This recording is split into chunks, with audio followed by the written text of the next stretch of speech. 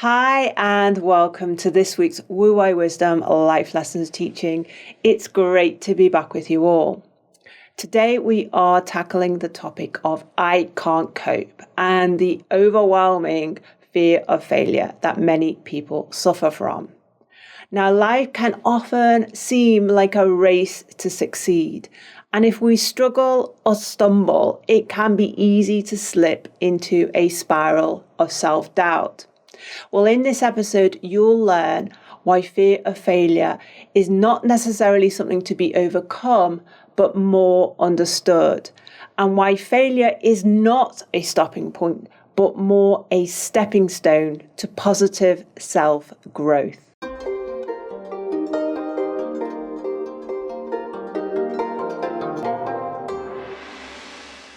Okay, David, so this belief that I can't cope, that I'm going to fail, how common is it with the clients that you work with? It's really common, Alex. And as you was giving the introduction there, I had to smile because these are the type of words and the inner dialogue that what I call the inner child creates inside of our mind. It creates confusion. So there's two conflicting things here. Number one is, I can't cope.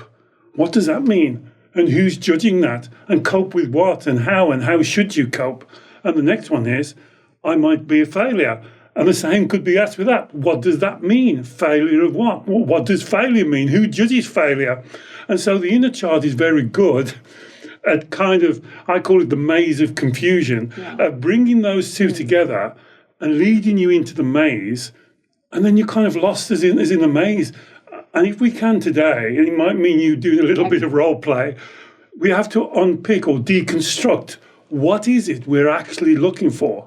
Do we believe that we have to succeed? Do we believe we have to be number one? Do we believe we can succeed? What does success mean? You see, there's all these questions. It's a huge topic, and you're right, it becomes very jumbled up in our mind because as soon as we have this I can't copeness, this fear of failure thing triggered within us, then the red light, uncomfortable, painful red light emotions kick in of anxiety, of stress, of self-pressure, of uptightness, of confusion, of emotional or mental overwhelm. And then the emotions and their uncomfortableness become the focus of our attention, rather than our ability to unpick this jumble of what's happening. But David, the reality is that I know you said, okay, the inner child is involved. And in all our teachings, we talk about how the inner child can misinterpret things. It can create illusions. It can create a false reality.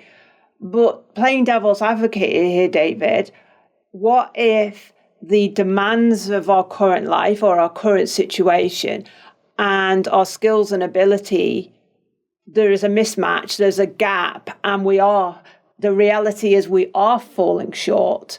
Is it then appropriate, okay?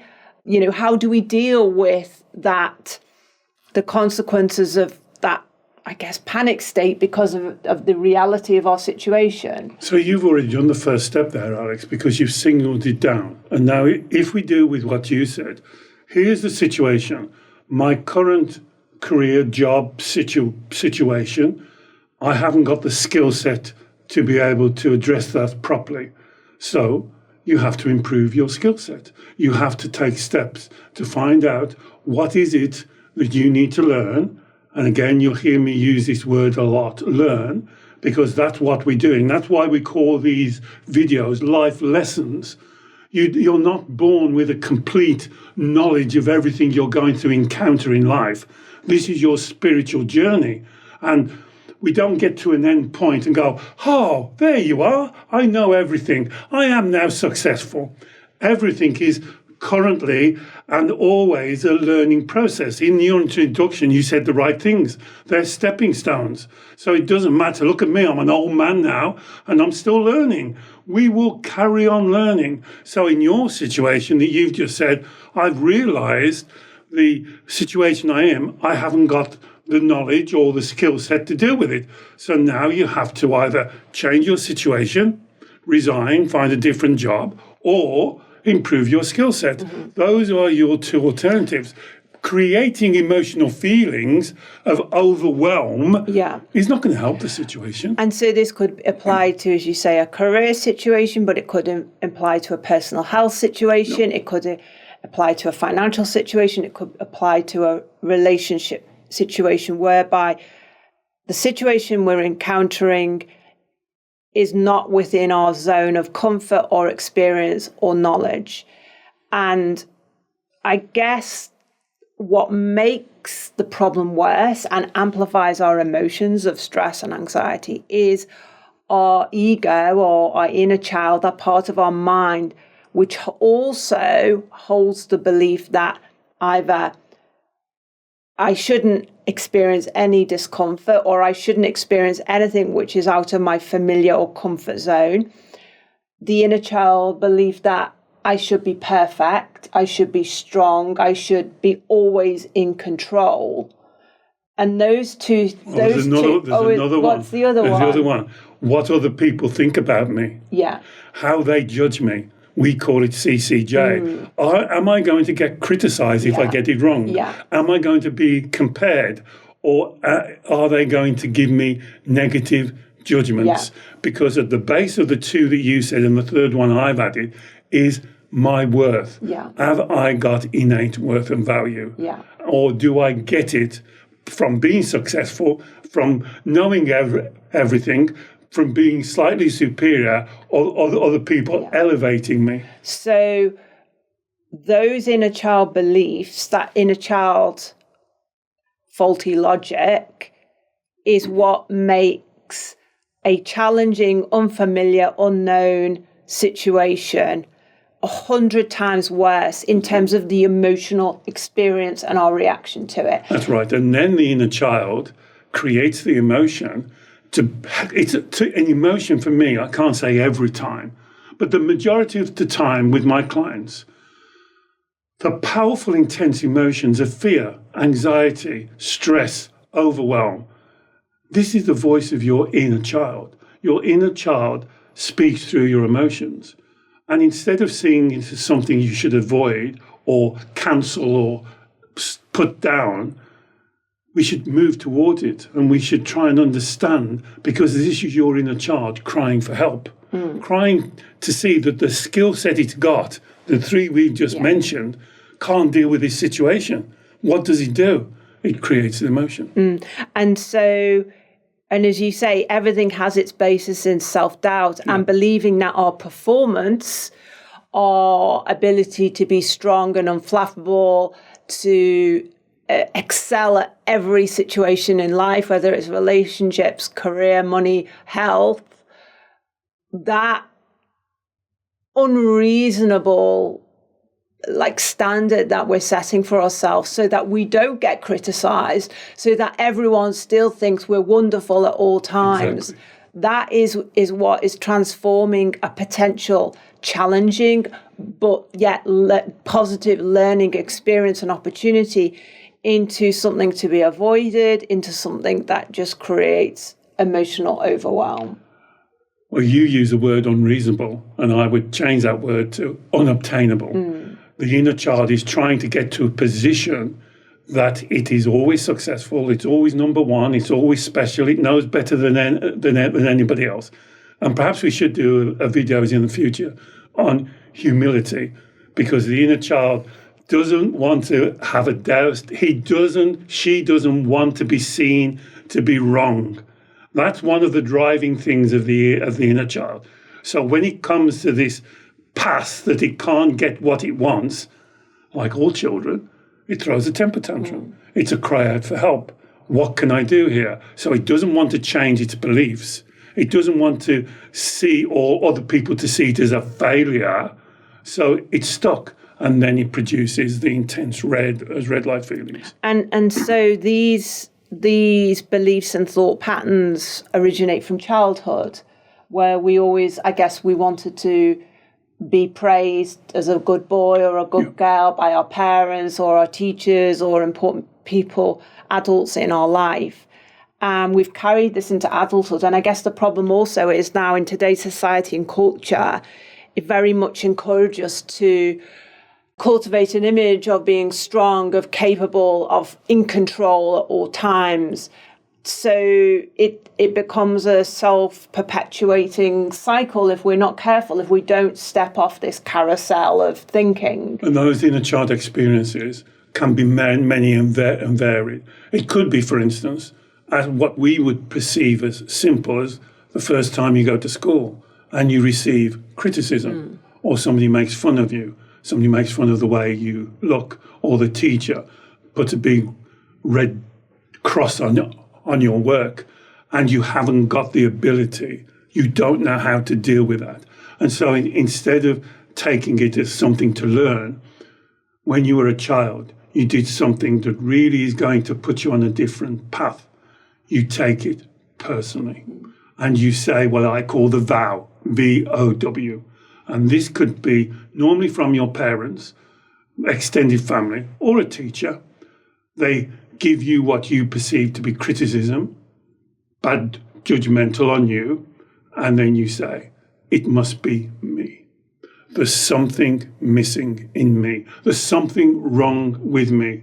And that is the core kind of fault line. That's the doubt that then moves on. And then you say, like if you said, I have to be perfect. I can't make a mistake. Other people have to think well of me. I have to be number one. I can't drop the ball. I can't learn. And so you're on this hamster's wheel that I call the carousel of despair. And then you can't fulfill what you want to do. And then you create red light feelings. And so in order to break this or to truly be able to reframe how we respond to challenging, unfamiliar situations, do we need to do this deeper inner child work of undoing the self-blame, undoing the faulty link we've established between our performance or other people's reactions to us and our intrinsic self-work? Is it really at that core fundamental level that we need to be doing this work? I believe so, and I believe that's how you make a really authentic and lasting change. You have to take this opportunity, and unfortunately, when your red lights are at the most intense, this is the best time to do what we call the golden thread. You have to separate. So the first thing you have to accept, or if you don't accept, please write into me and tell me, if you do not create your emotions, how do emotions get into your body? Do they fly through the air? Do other people transport them as into your body? What I find, and see whether this applies to you, most of my clients will say, yes, of course I understand that I create my emotions from my perceptions, there's no doubt. But when we start to do the inner child work and the golden thread, and we get down to that part of the psyche, the mind, that we're calling the inner child, you know what? The inner child does not accept that they create emotions. Yeah. They believe that other people create their emotions, and they are a victim of the emotion. And here again, it becomes adding to the confusion. So now the inner child will see themselves as a victim, and then they have righteous justice and an indication to say, pooh me, I can't cope. Now that goes back to what you said. I can't cope. I need somebody like a guardian angel to come in and sort all this out for me and put a bow on it and give it to me. And so it adds to this maze of confusion. And what you have to do, and the golden thread process is so powerful at this, so powerful that people don't like doing it. And they'll say to me, and say, oh, so why do you do that? And they say the inner child answer, I don't know why. Well, you're doing it and you don't know why you're doing it. It doesn't make sense. And you've got to clear that up. I mean, I'm thinking of a situation in my past where my desire to face up to a challenging situation with someone at work who was acting inappropriately towards me, I really, I felt a strong, authentic calling to speak up and speak my mind to them. But I was running through the scenarios in my mind of what was going to happen, the fallout, what they'd think of me for speaking up. And that running through the scenario, my mind created such an overwhelming amount of red light emotions of anxiety and stress that I just wanted to run away from a situation which I hadn't actually faced up to, because it was like, as much as I wanted to speak my truth and speak up and stand up for myself, the emotions, the red light emotions that I was creating, thinking about doing that act of speaking up for myself, was more overwhelming. You know, it kind of trumped the desire to speak up for myself. That's a great example, Alex, because that's the inner child doing what it does really well. It creates worst case scenarios. Yeah. Instead of looking at the whole situation, yes, it could go badly, but it could go really well. The person could have said, I'm so sorry, Alex, I misspoke. I didn't realize that that's how it came across. So the inner child doesn't look at the good points. It looks at the worst case scenario because it's wanting to protect itself from what we call CCJ, being criticized, being compared, or being judged. And so the inner child will say, I don't want to go there, so it's much better if I avoid it. Yeah.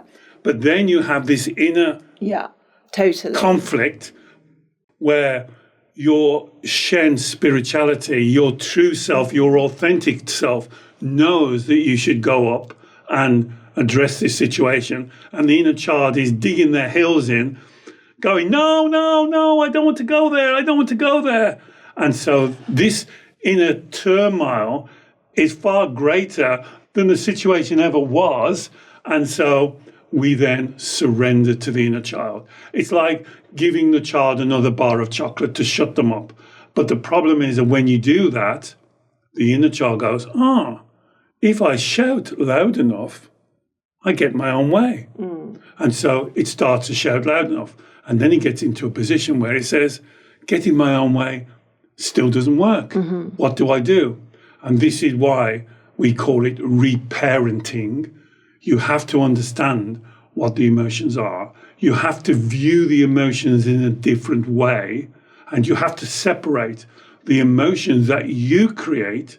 No one puts an emotion into your body, and no one can feel your emotions. So you could be internally under the greatest stress and intense anxiety.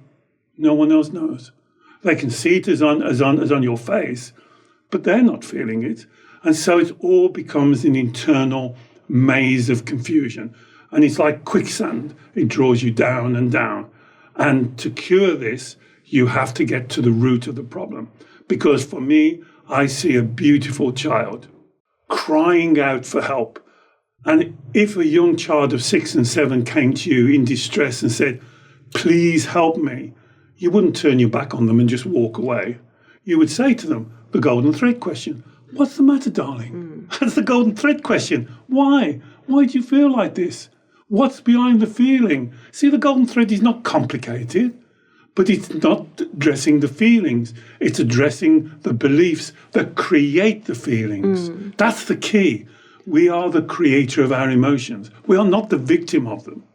And I think, David, that, so in the situation I talked about, my belief that the outcome of the confrontation, let's say, was going to go badly and that I was going to fail and that I wouldn't be able to cope with the criticism or potential backlash. But equally, it could be a scenario where you have to face up to a challenging situation, which you're not necessarily familiar or skilled with, and it may go wrong or not as you hoped. Every time we make the choice to avoid those situations, to either stand up for ourselves or to push out of our comfort zone, we are doing ourselves a disservice. We're doing our authentic self. We're doing our personal self-growth, self-empowerment a disservice. We're compromising ourselves. So that's the word that I would use. We're compromising our spirituality. We're not honouring our true self. Yeah. And it's perverse, really, because what we're doing is we're putting other people's potential opinions of us, whether it's someone we know or like a faceless jury of people who we just think are just generally going to be judging us or our status or our performance or our worth, above our own self-growth, self-worth, self-service. And I didn't want to stop you but if you go right back, if you roll back the tape and listen to what Alex said, the first word, if the confrontation, who said it's going to be a confrontation? So right away, see, the inner child has stepped in. Oh, this is going to be a confrontation. Yeah. It doesn't have to be a confrontation. You could just go up to them with a big smile on your face and say, I've just thought about what you just said. Can we run through that again? It doesn't have to be a confrontation at all. But the inner child is so good at creating these worst case scenarios. Yeah. And then once it starts, it's like a snowball running down a hill. Oh, then and then other people will take their part, and then I'll have no friends. And I hear this all, and then I'll be alone. I'll be all on my own. They'll all be against me. This is the inner child. But actually, the point you made was almost the most important thing in this equation. Actually, what we're trying to avoid is the emotional feelings. So the emotional feelings that we may experience if someone criticizes us or thinks badly of us, or if we're perceived as not being a good person or a successful person. Actually, we're not trying to avoid that per se. What we're trying to avoid is the emotional feelings that arise from that, when all the while we are in control of those emotions. Like, we could have exactly the same outcome. So let's say whatever scenario it is, we have the worst case scenario outcome, of which there are many different outcomes. But our experience of that, our emotional experience in that, is entirely dependent on our perception of, does this mean I am a bad person to my core? Or does this mean, well, I've learned how to navigate this situation maybe slightly differently next time. I perceive this as I've learned something here. This is not a reflection on me. It's a reflection on them, or it's a reflection on how I could maybe communicate slightly differently. Or, it's totally down to our perception. And that goes down to the core teaching. I try and repeat on every life lesson. You have to remember that you are the creator of your emotions. I am not saying, so if you're going to write into me and saying, oh, you're saying I shouldn't have emotions, that's the last thing I'm saying. Emotions are natural, normal. They're part of who we are. Thank goodness. The emotion of joy, happiness, love, fulfillment. These are emotions as well. So I'm not saying don't have emotions. I'm saying absolutely take full ownership. You are the author of your emotions. So, yes, that person has a different view of you. Why can't they have a different view of you? Why can't they think you've made a mistake? Why can't somebody offer a criticism? The only reason why they can't is because you're looking for them to validate you. You're looking for them to give you self-worth. I've got a little saying. I know some of you find this very difficult. What others think about me is none of my business. What you think about you is your business. So they could come up to you in your case and say, Alex, you've really messed up on this project. That just means your skill set on this project has messed up. My first question would be, could you show me how I've messed up? Could you explain to me why you believe I've messed up? I've followed the instructions. It's nothing to do with my worth or value as a spiritual being. And that's the difference in this Wu Wei Wisdom model. You have to go back to the core of who you are. That's spirituality. Nothing to do with religion, nothing to do with angels, nothing to do with anything outside of yourself. You are inherently a spiritual person. You have, and as a birthright, worth and value. No one has more worth and value than you. No one has less worth and value than you. No one can add to your worth and value. It's not like a commodity that can inject you with 4 milligrams of worth and value or take it away from you. Your worth and value is constant. The only thing that changes is your connection to your worth and value. And that's why I picked up at the very beginning, the words you're using is like the connection to your worth and value. The original thing was, I can't cope, I will be a failure. Both of those are totally incorrect. They don't make, to me, any sense whatsoever, because you've always coped. You always will cope. You are a coping machine. And then, I am a failure. Well, then you have to show me how you believe that you, your spiritual essence, can be a failure. It's like having a newborn child. You're in the delivery room and you look at it and you go, well, you're a failure. You'd laugh. It's silly. It doesn't make sense. You would say, well, you're going to make lots of mistakes and have lots of processes, of course. But that doesn't make you a failure. And we have to make this separation, which is the core of Wu Wei Wisdom. So be very careful of the words that you use. And one tip I would say is when you're talking to yourself, stop using the word I feel. Stop it. Use the word I think, I believe, I choose. So I feel like I can't cope. Change that to I believe I can't cope. Then the next question is what you would say to a child. Sweetheart, why do you believe you can't cope? Then they would tell you, because teacher criticized me. Now you can give them the learning. Well, sometimes teacher criticizes you. It doesn't mean to say you can't cope. It just means, you give them a proper learning. Yeah. And David, just to close, I want to touch into the kind of Taoist teaching, because this teaching of being honouring ourselves is obviously a really very powerful, spiritual teaching, but also like the Taoist teaching of this thing about the inner child expecting everything to be perfect, there never to be any problems. And that really Taoism teaches us that, if life is like a stream that courses towards the sea, there will always be rocks and boulders thrown into the stream or unexpected blockages. And that, it doesn't mean we give up.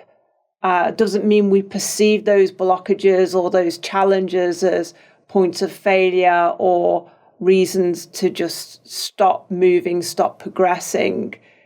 It's about learning to be responsive and to flow and to be resourceful and be creative, to navigate that the river of life, which will always have challenges.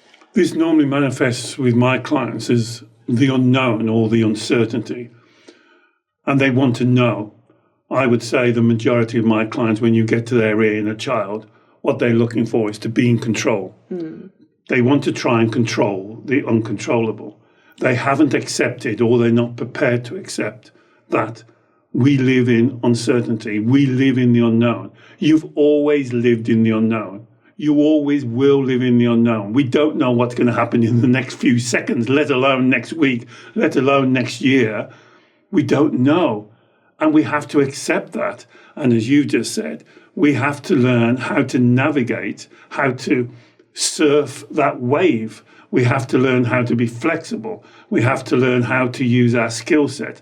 We have to learn how to connect to our Shen, our spirituality. We have to know that we will cope, because we always have done. What these life lessons is about, how you cope, the gracefulness as in you cope. Yes, there will be great challenges. Maybe your ill health, maybe important relationships break down, maybe changes of career, maybe somebody you love is ill. You have to learn how to deal with that. You can't control that. And that's the big difference. And the inner child will always be looking to say, if I think of the worst case scenario, oh my goodness, I wish I had $1 for every time a client said this to me. If I had the worst case scenario, if I think about the worst, I will be prepared.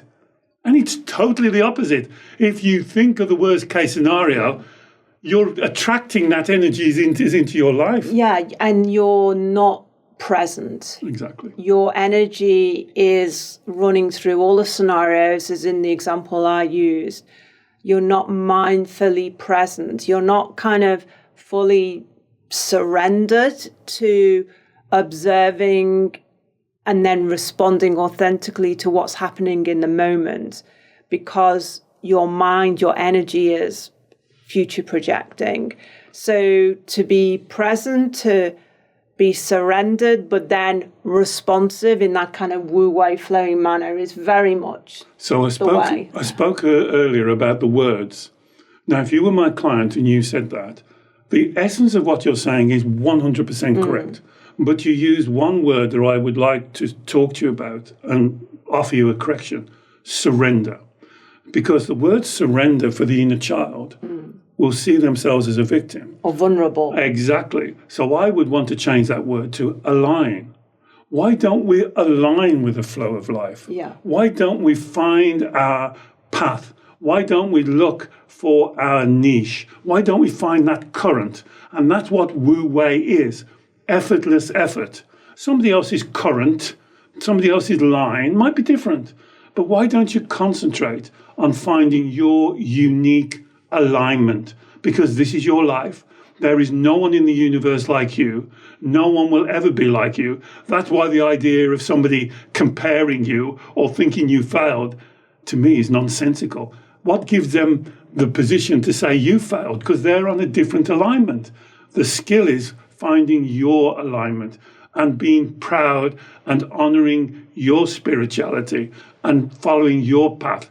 And the question you said about being in the now, being in the present, oh my goodness, is so important in Taoism, because that's all we have right now. As you listen to this teaching, now you can do this yourself.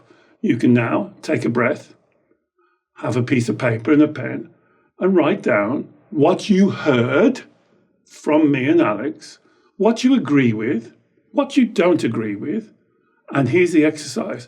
What you don't agree with, write down the golden thread. Why don't I agree with this?